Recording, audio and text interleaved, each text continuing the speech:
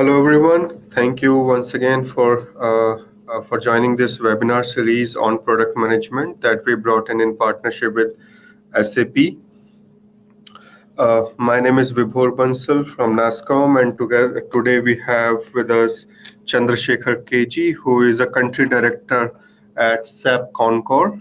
He is a seasoned product expert with 2 decades of experience in developing products and using different technologies around the world, having experience of delivering products in different geographies to their customer demands and the fitment. And today's topic, when we are talking about building global product culture, uh, KG will enlighten us with his experience and knowledge on building products at global scale and for the global customers. Like, you build a product in one territory and then you want to take it to the next territory. What would be the challenges that you could face? What are the things that you should take care of? And how do you deal with the challenges that you get? Whether you're taking product from east to west or from west to east. So I will not take much more time. Just two small announcements. Please do leave your feedback at the end of the session. You will have a 30-second feedback form. Please do fill it up when webinar ends. Then please do share your questions in the chat box, and we'll take all the questions at the end of KG's presentation. Thank you, everyone, for joining. And KG, over to you. All right. Thank you, Vibhor, and thank you all the participants for coming in. And I hope a lot of product management folks as well. I will maybe share a little bit further on the introduction that Vibhor shared. I had, like, unlike some of you, start of my career with one of the largest Indian IT companies, and I had the opportunity to see us take the leap of faith from Y2K to business applications. Then spent some time at the IT division of an investment bank, quite a bit of a dilemma around should we buy something, should we build something, what is the differentiator, and what should we really invest our dollars on. Then me and a few of my friends, we had an interesting experience of starting a small company, and we straddled in the space between services and trying to get some product revenue. And then have an experience of working with two large-scale enterprise application companies. Good news is I still continue to be a delivery guy. Good news, I still continue to hold an interest in tinkering, tailoring, trying to figure out what's the best that we can do for our customers. And in today's session, I would like to keep it a little bit lightweight. I think it's not so much about the product management fundamentals that I want to speak, as I would like to share a few of my own personal experiences working with customers in this part of the world. And it has been a journey on both sides. Sometimes it was a product that was built in Europe and we were trying to adapt and get it ready for a customer in India, or US product trying to get it up and running for a customer in some parts of Asia.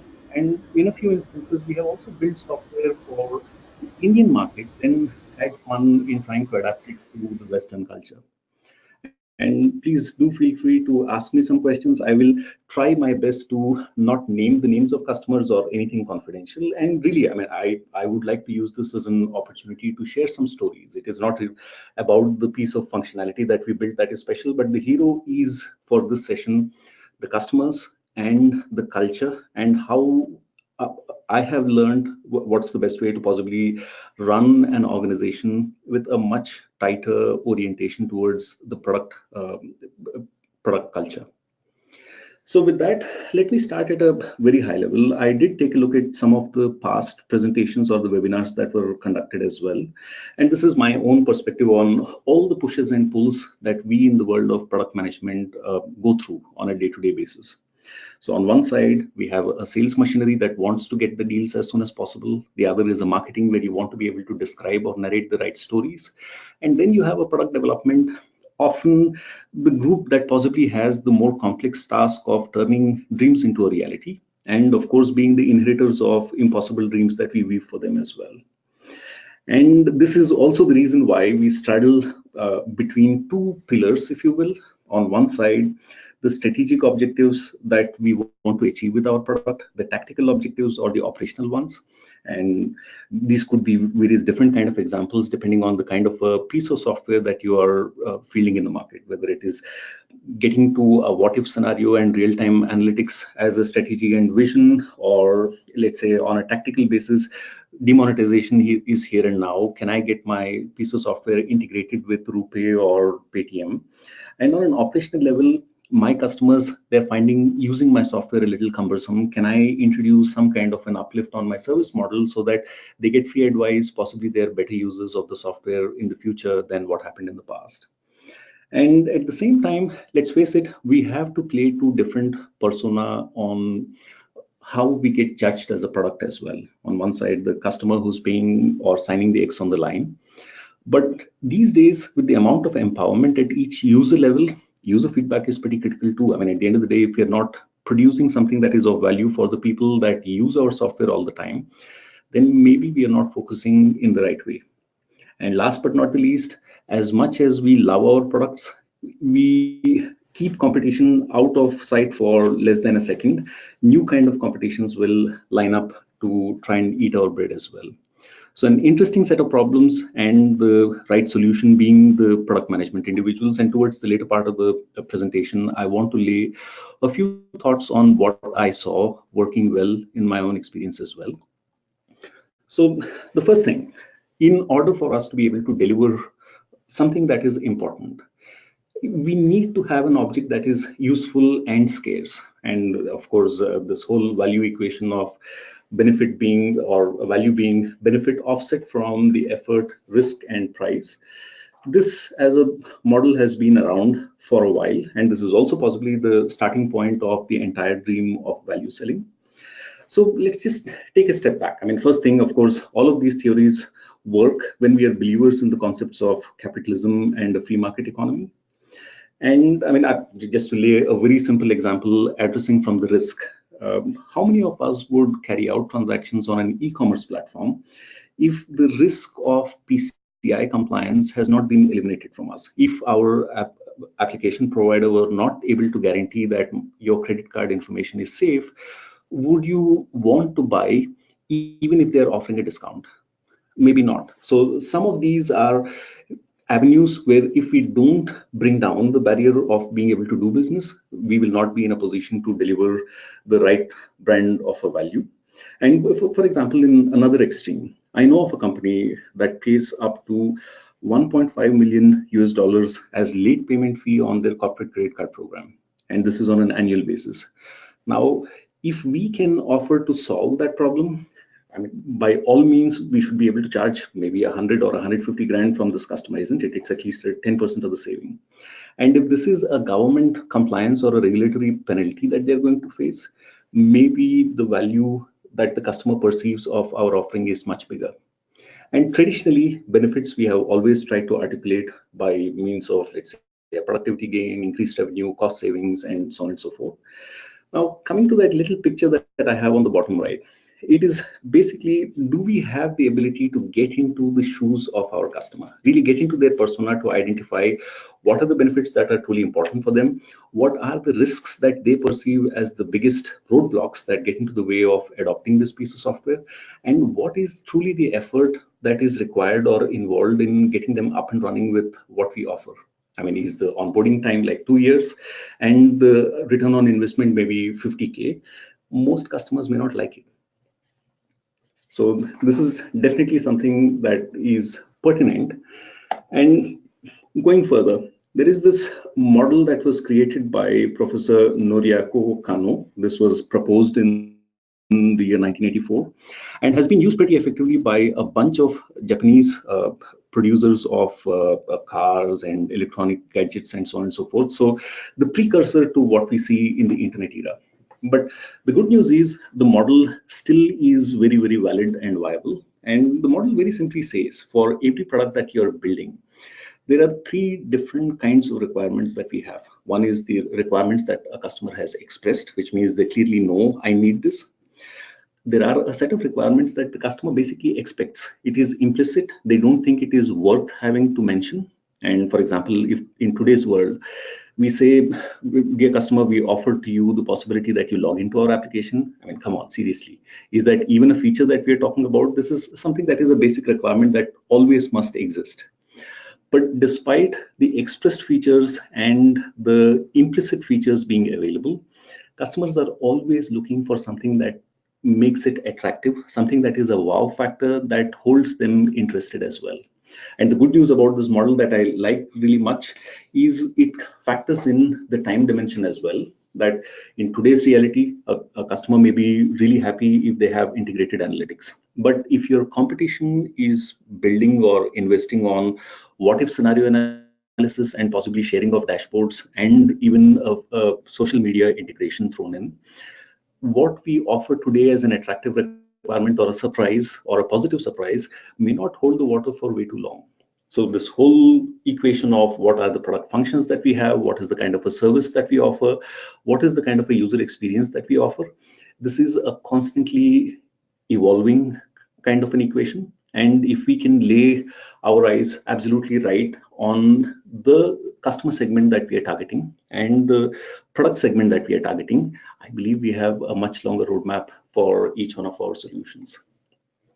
And of course, over a period of time, what also happens is if you deliver a must have, really there are no special points that are offered. I mean, this is basic expectation. It is the entry barrier to be able to get into the market. Going further, this is always a question that I have asked myself on, we have this shiny new software or a concept or a proposal to build something. Do we really understand our minimally viable product scope? Do we understand our customers enough that we are possibly in a position to cater to their basic expectations and possibly a roadmap of expectations? What is the competition looking like? And if your competition is possibly investing about $100 million into a certain avenue, and we have less than $1 million as a potential, I think we have a little bit of a problem. It means we may have read the market wrong, or the segment that we are trying to address is far wider than what we are trying to focus on. And for the segment that are absolutely a must keep for us, can we figure out what is the right roadmap that keeps the customer engaged with us as well? Now, changing the story structure a little bit.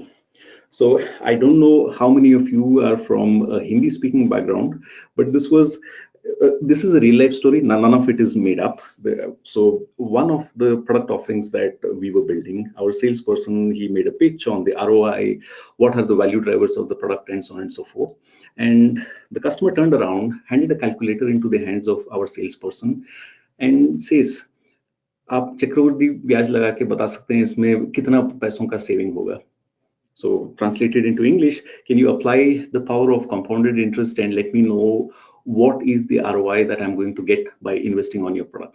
And of course, it was one of those aha moments because we had a stock standard story, a marketing collateral that says you invest in our product and shower of milk and honey will happen. But when the customer asked this question in a pretty open term, it was a learning that next time we preach our story, maybe we take the time to articulate our value in a much better manner as well. My apologies for this little interruption.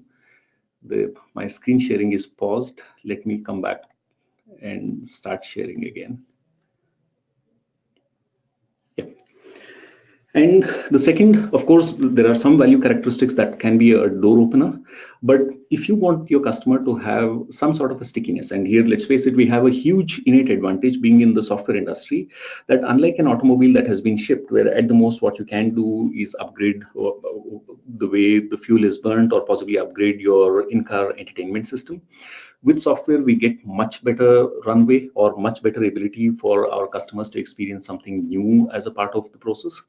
And there are clearly some levers that we have in our hands, innovation, services. How do we keep the customer on a zone of delight or keep feeling that they have gotten more than an ample good value for the money that they're spending with us? Then here, these are all true stories. None of them are made up. I took a couple of examples because these are solutions that I spent a lot longer with. There was a long time ago that I was a part of a resource planning solution. I have been around an expense management solution for a while. And I have been in this part of the world having the joy of understanding what service expectations customers hold as well. So I would like to share some of my own perspectives or learnings that I made during my journey. So when it came to resource planning, of course, the first immediate learning is the scale of operations in India, China are possibly order of magnitude bigger than what you would expect to see in the US or in Europe or most parts of the Western world. So it is a human intensive business. Most of the IT companies, there are quite a few of them with upwards of 100,000 employees. And we had a piece of software that provided absolutely very good features for planning, let's say a team of 15 or 20. It was supposed to be for managers who had small teams and deep understanding of what their employees were carrying out. But at 100,000 as a scale, the first realization is we need a completely different kind of a user interface. And it seemed like a small little cottage industry of expectations that I have a customer project, this might go on for about a year or a year and a half. I want an ability to mass upgrade the duration of assignment to a project for let's say 50 employees or 100 employees and so on and so forth. I, as an employer, would like to mandatorily ensure that there is a rotation of people across projects. And can you automatically trigger alerts when a person has been on the same project for longer than a year? Make this a problem of someone in the resource planning to move them into something else. In India, it goes one step further that we not only plan capacity for employees in the organization, we plan capacity for candidates that are in the pipeline and about to join as well. So if there is a 50-man project that is to start in 2 months' time, maybe we have 25 people that are in the hiring pipeline. And if for whatever reason that project does not materialize, more often than not, these individuals, even before they have turned into employees, get reassigned into some other project. Optimistic locking, I mean, this is a very trivial example, but what we found is when you're staffing a project with upwards of, let's say, 100 people, which might appear like a mini organization setup rather than a project setup, the ask from more customers in this part of the world is, I want to be able to dedicate parts of staffing to different groups, parts of staffing of development to a different group, parts of staffing of architects to a different group, project managers to a different group, and so on and so forth, because they have a slightly better comfort in being able to manage people that way. Billable versus non-billable is a nuance that is only from this part of the world, that you do have people that are fresh or new in the organization, maybe supporting a customer for upwards of 2 or 3 months on a non-billable basis. And this is with an expectation that the project managers then start billing them. So an entire cottage industry of expectations on reports to see how did the individual perform, did they do well, not so well. These were absolutely not problems that we had solved when we originally built for a different purpose. And the most interesting, there is also a concept of when you're proposing an individual, you would like to share a CV. So a new entire requirement came in to say, can you auto-generate the CV? Can you auto-generate the CV based on information that you can bring in from our intranet, from the project characteristic, from the code that has been checked in, and so on and so forth. And inbound email parsing to be able to work with vendors for contract staff being supplied. All of these were brand new and different, where we had an opportunity to shape our product, and later we found it, at least 50% of them were interesting in the western part of the world as well. Similarly, I mean, to me, this is another eye-opener. We had this requirement to fulfill the needs of a call center. So we had a base product, and it seemed like an affiliated industry. We're trying to understand what are the nuances that are different. In Europe, the requirement that I heard was check the capacity need that you need to have per shift. In the morning, I need 10 people. In the evening, I possibly need 8. And in the night is when my site is the most active, I need 15. Make sure that you comply with the shift planning rules, all the rotation, no overlaps of, or make sure that a person gets a 2-day weekend and they transition from one shift pattern to the other, which means if I did night shift now, then I move into a morning shift. I don't do 2 rounds of night shift and so on and so forth. And the ask is avoid overtime, because we do want to take care of our employees very much.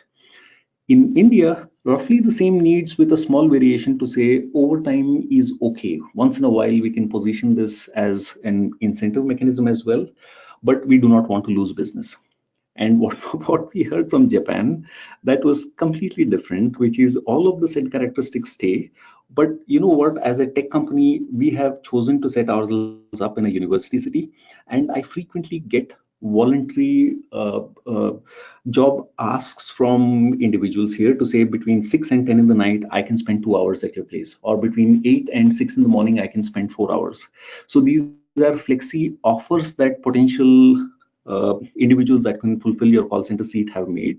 And the ask from this customer was, can you optimize and consider availability based on each one of these preferences and then figure out a way of maximizing my seat allocation? And when we brought this back to the Indian shore, there is a bonus round as an expectation.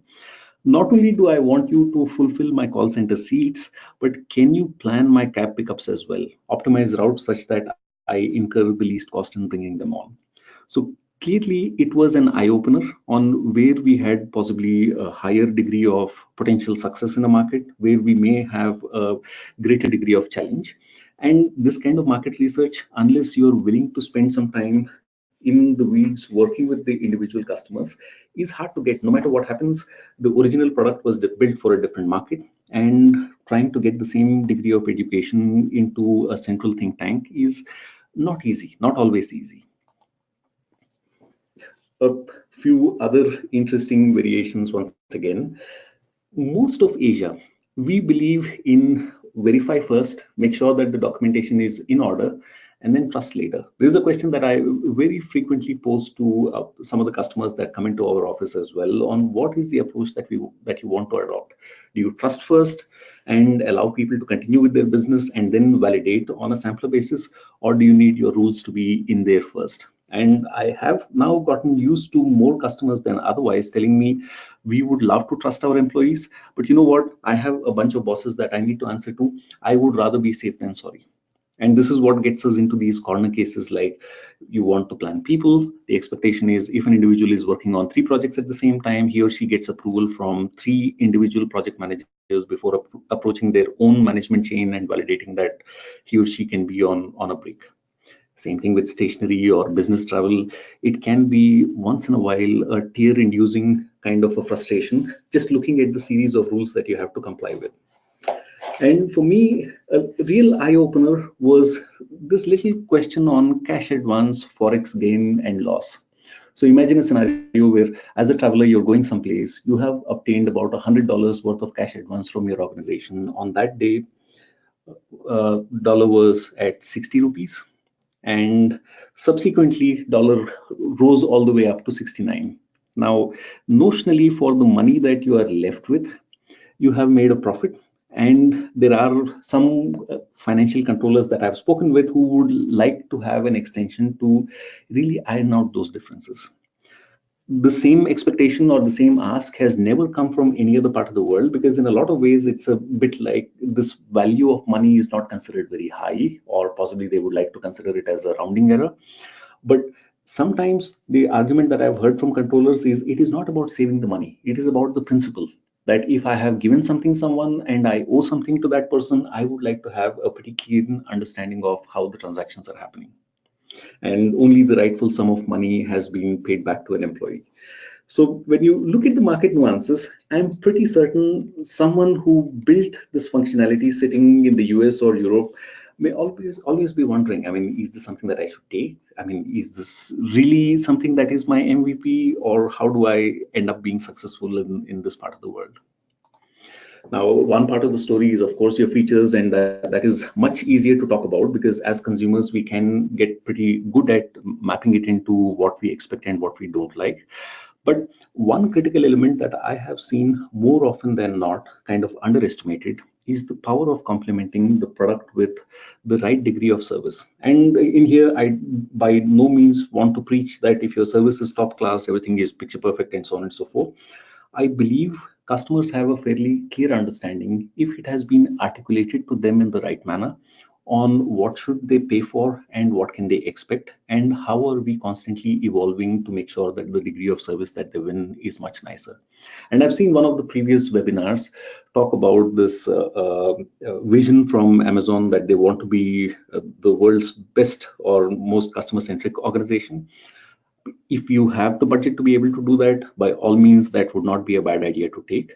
But if you are an early entrant into a new market, I think it would be a much better idea to custom tailor and figure out what degree of service would really help a customer get to a point where they appreciate what we are offering. And from there on, you can always upscale, but without having a definition of what is the floor, it becomes really hard to see how you can optimize over a period of time, because not on every single day is a customer willing to say, please take my wallet over, and whenever you're done, you're done.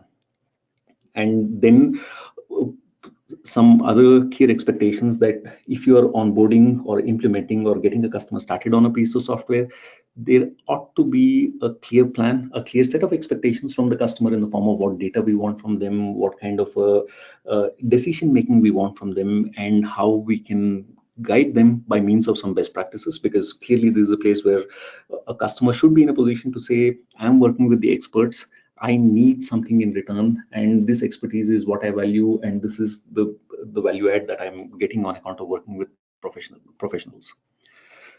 And how do you keep a customer per life? I mean, really, this is all about making sure that it is not only your product development organization that is following the principle of DevOps and a complete ownership of the services that they build.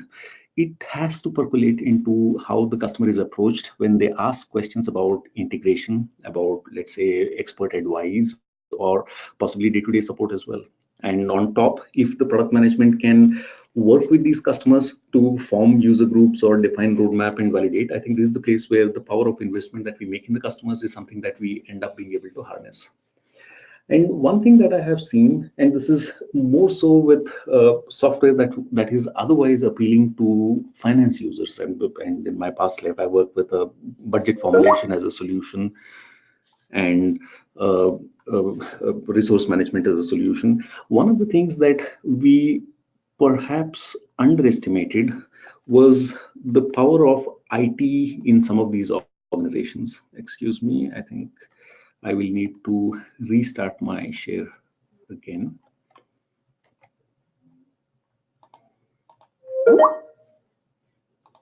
Yep. So I hope this is back on. IT is a very significant stakeholder in many traditional organizations. In fact, they hold the budget of being able to get the application up and running. And if they are identified as a stakeholder way too late, then whether we like it or not, that results in additional budget, money, time, and investment to make sure that IT are comfortable with what we are rolling out. So clearly, as a part of the stakeholder mapping upfront, it is important to know what kind of a role or what kind of an autonomy business operates with, or what kind of a governance IT can apply, and what are the basic compliance needs that we should be in a position to tick off. And some compliance needs might be as simple as, if you do not integrate with my SSO, I cannot have an application running. And inventing this way too late doesn't really help anyone. Going further, life only gets interesting with time. If in the past, Cloud 1.0 was all about agility, scalability, time and cost saving, or some amount of advantage on account of not having massive infrastructure created per customer, with Cloud 2.0 and 3.0, a lot many more expectations have sprung up in the marketplace. The first of them, at least I get to sense now, is there is a lot more willingness from customers to expect the best of breed. And an end-to-end business process tends to be much more complex and navigates across many more orchestration points than whatever happened in the past. And of course, automation around how we can virtualize or how we can containerize our applications and deploy them. This is something that we begin to take for granted, but to an end customer, big data analytics has become a lot more commodity. Having an API stack or an ability to integrate it using APIs as a primary mechanism is also a story that is here and now. And clearly, this cloud journey is going to set the landscape on fire. And I believe this song and the name from Adele is a right or an apt way of describing the tsunami that comes towards us. But all of the story, so it was an interesting exercise for me when I laid these terms: product, organization, culture. So how do you build a product? How do you build a product organization? How do you build a product culture? How do you build an organization culture? All of the variations are apt and true. And where do you begin? Chicken or egg? So first step, at least I would like to start with a simpler story, that maybe we do have a product or a roadmap that is in existence first. And we have an ability to invest to identify what are the pitches, what are the markets where we want to be able to deliver. And there is a ton of market research element that is involved in there as well, which means I have a vision, but what is my best likelihood that if I enter this market, I have the minimum viable product with me and I can sustainably allow this aircraft to take off. Basically validate that what we defined as value and how we want to deliver the value and how we articulate the story to a customer are all seemingly at least able to help get past a basic spell check. And if the other thing that is again very, very important is if you're early in the cycle, which means in this market you have one customer or two customers, this is a place where deep simplification helps. Having specialized roles to say, I'm only the project manager, I'm only a developer, I will not speak with the customer, or I'm only a customer consulting manager and I will not work with development, it gets us into not so comfortable situations. And in my own opinion, engineers, designers, product managers, they can operate together. And these are not functions that are so deeply specialized that it is hard for people to see eye to eye. And it is very, very important that people holding any kind of a portfolio are in a position to connect with the customer, get to hear their feedback, the good, bad, and the ugly, as openly and as frequently as possible. And one of the avenues where we've seen interesting results happen was when engineers were asked to step into the shoes of a support person for the equivalent of a day or two. And when they look at the kind of questions that come back from a customer, they start to understand why we need to motivate ourselves to make our software a little simpler. Once in a while, simpler just means I have a right accessible icon or maybe a right accessible little help content that makes it easier possible for a customer to get the right value out of it and bring down maybe one additional niggle that might be getting into the way of an optimal experience. And if you're expanding into a new market, which means you have a product that exists already, you need to still go through some amount of a hard learning by validating with one or two customers who you can partner with and check what does it take for us to get to this MVP. If we cannot get to an MVP and we are overly eager to start off, and this is a place where I would like to touch upon maybe a couple of political elements of product management as well. In an ideal world, I would like to always think it is possible for us to lay a business case and what is the MVP, what is the effort and cost involved, and have this decision making with the accountability to get the product there with the product manager. And more often than not, I have seen in most companies that this takes about 2 or 3 iterations of effort. First, it tends to be maybe sales calling all the shots, then it tends to be management calling the shots, and eventually the answer in the middle starts to evolve. That let the experts speak with the customer, let them come back with a clear articulation of what is the segment that we can be interesting for, what is the cost and what is the benefit, and is this a risk that we are worth happy taking. And really, the right decisions will then happen if the product manager is able to consider the investment that is made more or less as their own personal money. Maybe incentivize them, have them put in a certain amount of money to that can be reaped when the product truly turns successful in the market. I haven't seen this happen in large scale organizations that I've worked at, but I have heard of some companies that are beginning to do that already.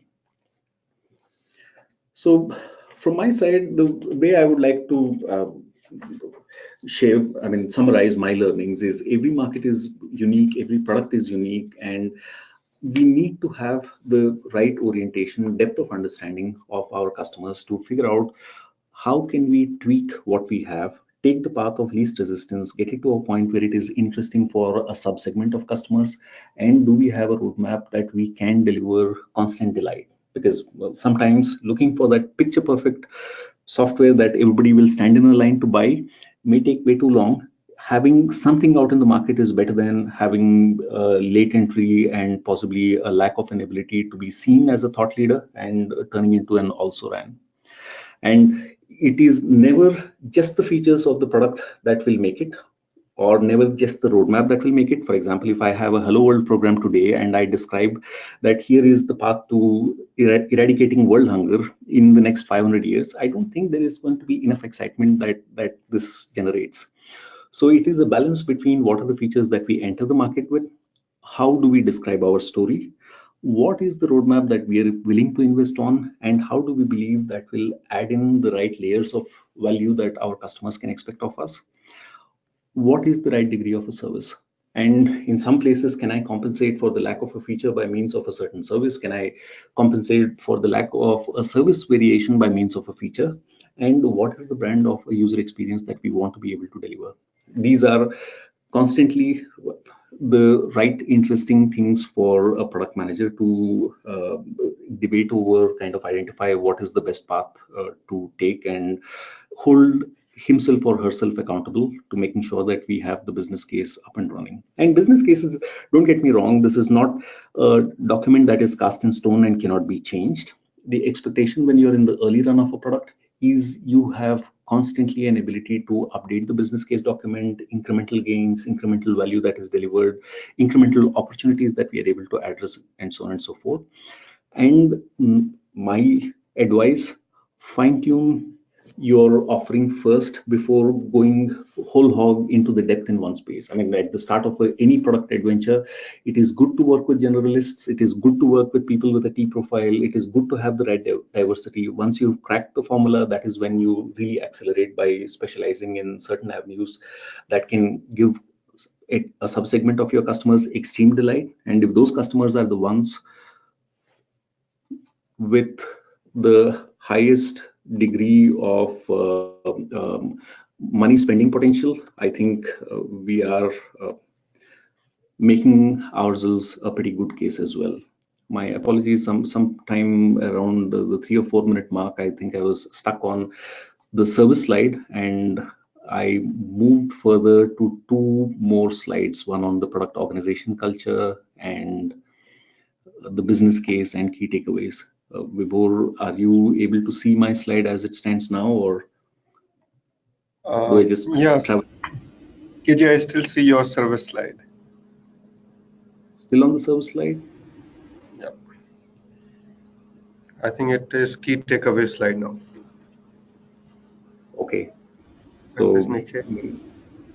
yeah, maybe I will just flash the slides for a quick couple of seconds, because from service I moved on to Cloud 2.0 and how integration is a very, very key topic, and being able to traverse through multiple process steps across other applications that a customer has and working towards the best of breed. And this being the reality of the day is what I have around the Cloud 2.0.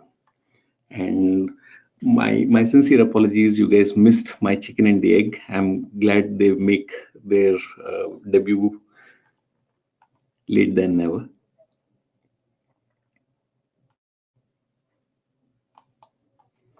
And in the form of the organization culture, some of the topics that I touched upon, once again, I will just lay the slide on for maybe 10-15 seconds so you can take a look at it and move further ahead.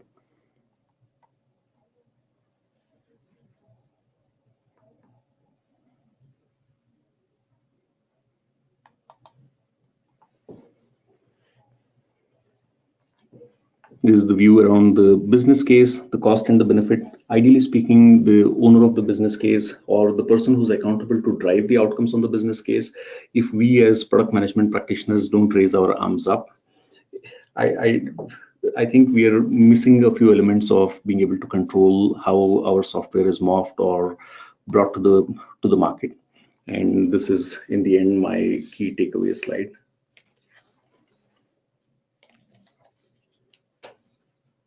So with that, I cover most of the content that I wanted to share, and I'm happy to take any questions. And if you want to know more about the customer stories, even happier to share them. And if we can't cover it during the course of the next few minutes, then maybe let's connect offline. Yes. So thank you, KJ, for your in depth flow of presentation, wherein we saw some brilliant learnings on building products for the global market. Uh, while we see people coming in questions, uh, I have a first question from Ravin here, who is asking that How easy or hard has it been in your experience to sell productivity as sole benefit? So if productivity is tied in with IT employee staff or let's say manufacturing employee staff, it has done a reasonable degree of wonder, but it never was accepted at the first face value conversation that we had. We always were expected to be able to show by means of a time and motion analysis as well on has it really made that difference. And people don't are not stickers about the last few seconds, but if you say on account of this automation, I can possibly save two of your admins 4 hours each day, they do want to take you serious on what you have offered.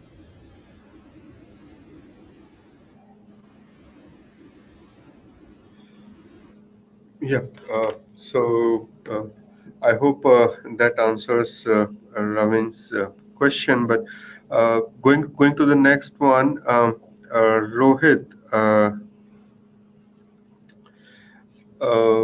Rohit has a question on your when you talked about your desirability, the desirability of the product. So he is asking, you touched upon the desirability. How about consumer insights and usability? If you could unlayer the user experience a little bit more. So in the form of user experience, it is something like this. If you, I Yeah. try to turn this into an empirical world.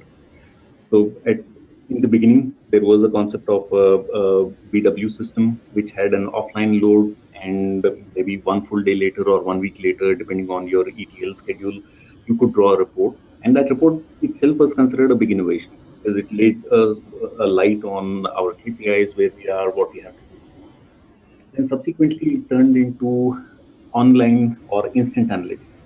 Then it turned into I have drawn this report and I draw a couple of inferences. I want to be able to share this with a couple of my colleagues in the organization. Then it turned into layering this with, let's say, authentication or the right role based protection of data. And try to make your application desirable over a period of time. You need to be able to play into some expectations. And over a period of time, yes, people want to be able to comfortably share this on a public forum as well. So there is no end to where this goes. And it is only a matter of what is the price point at which we have sold value upfront. Are we in a position to afford this as incremental value keeps getting delivered? Do we have the right package to allow a customer to tier up or buy something more premium than what they have? And how are we trying to make it financially viable for us as well?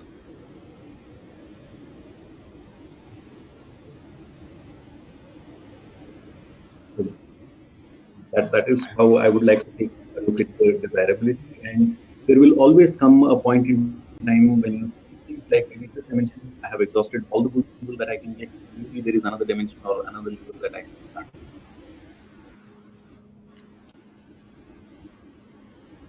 Hi, KG. Could you hear me? We are not able to hear you well. Maybe some trouble with Oh, the network. I can hear you well. Did you hear me at all, or you kind of lost me some Your way back? voice was a little choppy in between. So, yeah. Okay. Anyways, So let, let me try and take a stab at it again. When it comes to desirability, the example that I was taking was analytics. The evolution in the past few years has been from the point of a BW system first, with, let's say, a time lag between what your operational system has and what BW has been able to capture, depending on your data load schedules. And that was itself an innovation. From there, life turned towards online instant analytics. From there, it turned towards can I share my analytics dashboard? I have this insight. I want my colleagues to understand. Then stripe this with role-based optimization and orchestration. And then, over a period of time, if you want to enable this data to be visible on Twitter or Facebook or any of the social media avenues, this is all a curve on the desirability end. But depending on your base product, what your core value proposition in the market is, spending infinite amount of effort or cost on only one dimension of looking at it possibly may not make sense. At some point, you need to be able to figure out how to gear up your customers, get them to buy a more premium offering. And if you believe that you have gotten sufficient leverage out of a system, maybe it is time to change the pivot towards some other direction.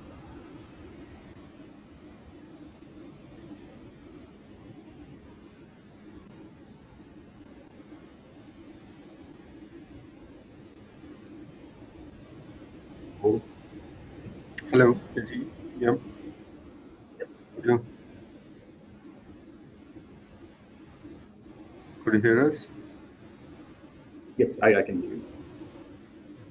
So, moving next, we have question from Sankir, and he's asking how to guess the fact product is not working and we need to move ahead. I don't think it is a guesswork. I think it should come to know from the market. But yeah, KG, your take on this? Yep. So in the more formal product management terminology, we do have this concept of an early adopter, and we do have a concept of a pilot, validating with the real life data and showing the value.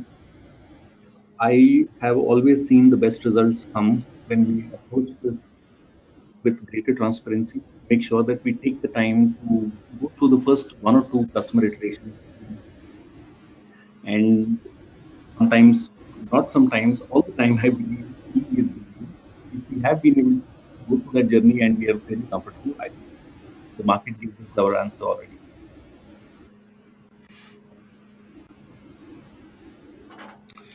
Yeah, so next comes the question from Bhuvan. So many questions we're receiving, so I think you're gonna have a good time here, KG. The Bhuvan is asking, what is the role of product marketing at the time of development, after market research and validation phase, and when we have a basic product ready as per the target segment, how marketing can position that with its competitors.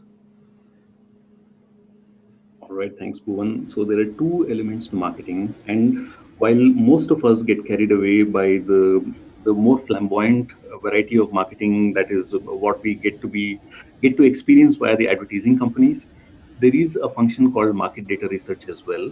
Market data research, they carry out a lot of cold calls, a lot of info collection, a lot of surveys with customers to make sure that some amount of info is available as raw material for us. And when we have the product ready, it is equally a product manager's responsibility to make sure that he or she is able to narrate the right story, that marketing can in turn convert into collaterals, can convert into uh, human persona based examples of how your product is able to achieve the right results for your customer. So marketing then takes over the job of supporting sales with all the collateral, all the ability to source customers who are willing to consume the brand of story that we bring into the market with our product.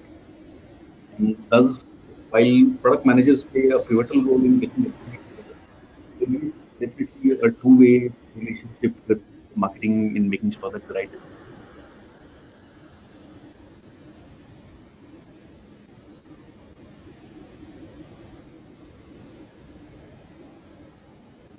Hello. Yeah. So I hope you were able to hear that before I.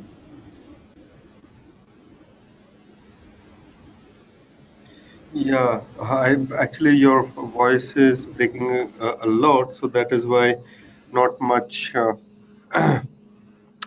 not much able to, uh, you know, understand. But I could make out from your first bit of your response, but the second part was little Okay. choppy.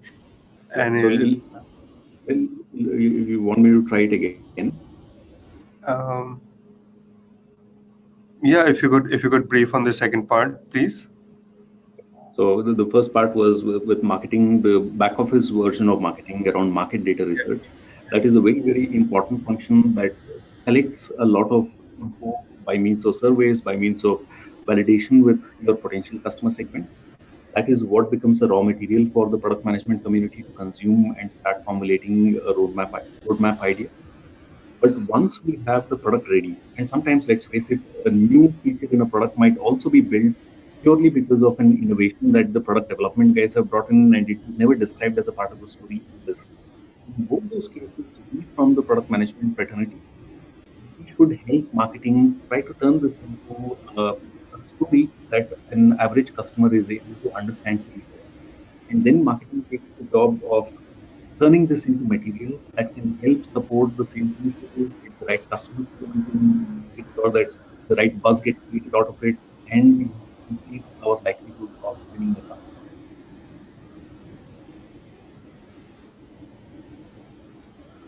Um, yeah. So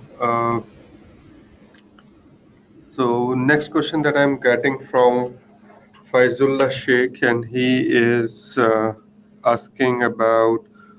He's actually talking. He said his question is how far these things hold good for services organization, services oblique organization oblique culture. For example, if we build customized e-learning solutions as a service, what thinking process should come to product manager's mind the moment he is asked to bring the product from local market to the international market? Oh, that is a very, very interesting question. And I will try to go through it in a simplistic manner. I think the first thing that we should ask ourselves is what are we product managing? Are we product managing the software or are we product managing and curating the content? So if we are product managing the platform, I think it is about the localization needs that make it appealing and possibly the editing needs around the training, learning content, and so on and so forth. But we don't think much about that. But we are curating and the service that we bring to the market, customer comes in with a rough storyline on the back of an episode, and we are trying to turn this into a training content. That is a place where it's a completely different volume. It is a little bit like being in the intellectual property industry, similar to how movie studios operate. And the value that we bring is being able to turn a concept into a story and possibly release it in a limited form, content that we want to deliver. And if we are building the training platform, I think the consumption patterns that make it interesting in a certain market and so on and so forth would be the driving force. But without knowing the specific example that you have, it's a little hard to make a further comment. But one thing that I would definitely like to add from my own experience is I did uh, manage a part of the organization where we were offering software built on a project basis, and we were turning some of them into products if we felt the idea was really good. And that is definitely something that a service-oriented company should try and adopt. Unless we are able to build on the ideas that we have already built with our customers in, how do we accelerate the pace at which we can bring this to the market?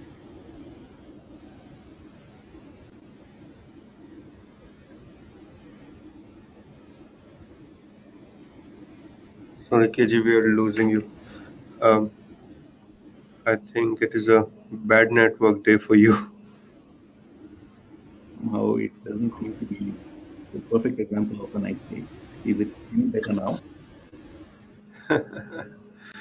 Uh, yeah, so as we are facing this connectivity issue, I think it is becoming a little difficult for everybody to listen to the speaker.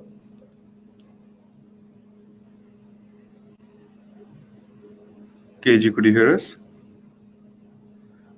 Yeah, I think I we are can lost. hear you. Maybe if yeah, I can hear you, but if the voice is really choppy, then maybe I can try to make an attempt responding to last question on chat. But my sincere apologies. I didn't anticipate this coming, I and think I um, think we should do that. Let's do this way. I'll collect all these questions and send it over to you over email.